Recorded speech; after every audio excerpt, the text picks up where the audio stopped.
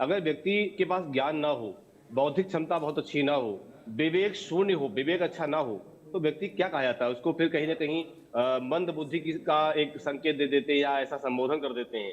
तो राजा जो है गुरु ही है, और राजा राजा ही होता है। तो यहाँ कहने का मतलब ये है कि जब गुरु वर्ष का राजा है तो वह अपना काम अच्छा करेगा और करने का पूरा प्रयास करेगा। रही बात कि कुछ जो है नकारात्मक शक्तियां अपना काम कर रही होती हैं, और कुछ और भी ग्रह होते हैं, भाई गुरु राजा है कि बाकी ग्रह भी तो अपना काम कर रहे होते हैं। तो इसलिए उनके माध्यम से, चाहे वो मंगल शनि का योग हो, चाहे बीच में काल सर्प योग का आना हो, चाहे राहु मंगल का योग आना हो, ये बीच बीच में जो समय आएंगे, मई के महीने में, अप्रैल के महीने में, जून के महीने में, ऐसे समय जब बदलाव आएगा, तो यह समय अपना पूरा प्रयास करेगा कि हाँ जो है विश्व को में उथल पुथल कराया जाए, या बड़े बड़े संकट को दर्शाया जाए, दिखाया जाए। इससे पूरा प्रयास होगा, करने का प्रयास होगा। लेकिन जब राजा गुरु है और व्यक्ति भी गुरु का सहारा लेगा, यानी ज्ञान का सहारा लेगा, अपनी शक्ति भक्ति का सहारा लेगा, तो बचाव होता है। जैसे उदाहरण होता है खुशबू जी, कि अगर बारिश हो रही है तो बारिश को रोकना किसी की बस की बात नहीं है। कोई ऐसा विज्ञान नहीं कि बारिश को रोक देगा, क्योंकि वो प्रकृति का अपना नियम है, प्रकृति का अपना कार्य है, प्रकृति अपना काम कर रही होती है।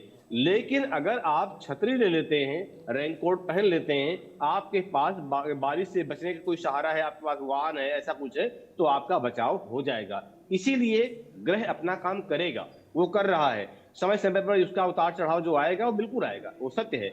लेकिन जब हम अपने तरीके से, अध्यात्म के तरीके से, ज्ञान के तरीके से, विवेक की विधियों से जब हम गुरु का सहारा लेते हैं, गुरु की शरणागति करते हैं, तो वर्ष का राजा गुरु है, हमें बचाता भी है, हमारी रक्षा ज्ञान से करता है, हमारी रक्षा अध्यात्म से करता है, हमारी रक्षा धर्म से करता है। इसलिए इस गुरु के वर्ष में अगर हम धर्म से धार्मिक बन के चलते हैं, और चाहे वो किसी प्रकार से हो, जैसे बहुत सारे लोग कुछ भी कहते कुछ और है, करते कुछ और है, बारिश का दोष होता है, मन का दोष होता है, कार्य का दोष होता है, कर्म का दोष होता है।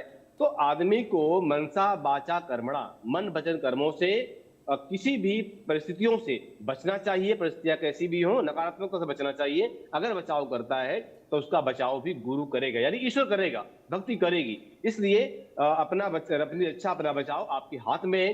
किस तरीके से आप ग्रह गोचर के संकट में आना चाहते हैं, उसके उसके जो है निशाने पे आना चाहते हैं, या आप उससे बचना चाहते हैं, ये अपने ऊपर निर्भर करता है। इसीलिए किसी अच्छे ज्योतिषी की सलाह लेकर के, किसी अच्छे विद्वान की सलाह लेकर के अपने आप को आगे बढ़ाएं, कुंडली के माध्यम से ग्रह गोचर को दिखाएं कि क्या हो रहा है, कैसा चल रहा है, हमारे ग्रह किस तरह के हैं। तो इन सब को देखते हुए अगर व्यक्ति चलता है तो बिल्कुल गुरु उसकी रक्षा करेगा, क्योंकि राजा गुरु है।